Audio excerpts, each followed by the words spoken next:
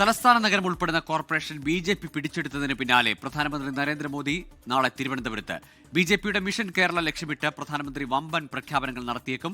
അതേസമയം നിയമസഭാ തെരഞ്ഞെടുപ്പിൽ NDA ഘടകകക്ഷികളുമായുള്ള BJPയുടെ പ്രാഥമിക സീറ്റ് വിഭജന ചർച്ച തിരുവനന്തപുരത്ത് തുടങ്ങി.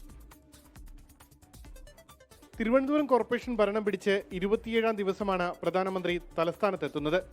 രാവിലെ 10 മണിക്ക് തിരുവനന്തപുരത്തെത്തുന്ന പ്രധാനമന്ത്രി പുത്തരിക്കണ്ടം മൈതാനത്ത് റെയിൽവേയുടെ ഔദ്യോഗിക പരിപാടിയിൽ പങ്കെടുക്കും. കേരളത്തിന് അനുവദിച്ച 4 ട്രെയിനുകളുടെ ഫ്ളാഗ് ഓഫ്, ലൈഫ് സയൻസ് പാർക്കിലെ ഇന്നൊവേഷൻ ടെക്നോളജി ആൻഡ് ഓൺട്രപ്രണർഷിപ്പ് ഹബിന്റെ തറക്കല്ലിടൽ എന്നീ ചടങ്ങുകൾ പ്രധാനമന്ത്രി നിർവഹിക്കും. 11 മണിയോടെ പുത്തരിക്കണ്ടം മൈതാനത്തിൽ നടക്കുന്ന സമ്മേളനത്തിൽ പ്രധാനമന്ത്രി സംസാരിക്കും.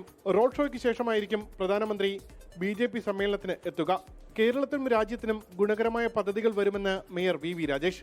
തിരുവനന്തപുരത്തെ അടിസ്ഥാന പ്രശ്നങ്ങൾ പരിഹരിക്കണം എന്നുള്ളത് ഒരു ഭാഗത്ത് പറയുമ്പോൾ തന്നെ അതിനോടൊപ്പം പരമാവധി തിരുവനന്തപുരത്തിൻ്റെ സാധ്യതകൾ പ്രയോജനപ്പെടുത്തുക. അപ്പോൾ ഇതെല്ലാം കണക്ട് ചെയ്തുകൊണ്ടുള്ള ഒരു പദ്ധതിയാണ് ഞങ്ങൾ ബഹുമാനപ്പെട്ട പ്രധാനമന്ത്രിയുടെ മുൻപിലാകെ സമർപ്പിക്കുവാൻ വേണ്ടി ശ്രമിക്കുന്നത്. അതിൽ സ്വാഭാവികമായിട്ട് കേന്ദ്ര ഗവൺമെൻറ്റും അദ്ദേഹം വിലയിരുത്തിയതിന് ശേഷം മറ്റുള്ള കാര്യങ്ങൾ ഞങ്ങൾ സഹായിക്കുമെന്നാണ് പ്രതീക്ഷിക്കുന്നത്. കേരള വികസനത്തിന് താൻ എന്തൊക്കെ ഇടപെടൽ നടത്തണമെന്ന് ചർച്ച ചെയ്യാൻ മുഖ്യമന്ത്രിയെ നേരിട്ട് കാണുമെന്നും രാജ്യസഭാ അംഗം C. സദാനന്ദൻ പറഞ്ഞു. മുഖ്യമന്ത്രിയുമായി കൂടിക്കാഴ്ച നടത്താനും കേരളത്തിൻ്റെ പൊതുവായ പ്രശ്നങ്ങൾ അതിൽ എനിക്കെന്ത് ചെയ്യാനുണ്ട് എന്ന് അദ്ദേഹത്തിൽ നിന്നറിയാനും അങ്ങ് എന്ത് ചെയ്യണം എന്നെനിക്ക് ചില കാര്യങ്ങൾ അദ്ദേഹത്തോട് നിർദ്ദേശിക്കാനുണ്ട്. കേരളമാണല്ലോ, നമ്മുടെ നാടാണല്ലോ. 24 ആൻസർ പ്ലീസ് പരിപാടിയിൽ 24 അസോസിയേറ്റ് എക്സിക്യൂട്ടീവ് എഡിറ്റർ ദീപക് ധർമ്മത്തോട് സംസാരിക്കുകയായിരുന്നു C. സദാനന്ദൻ. 24 തിരുവനന്തപുരം.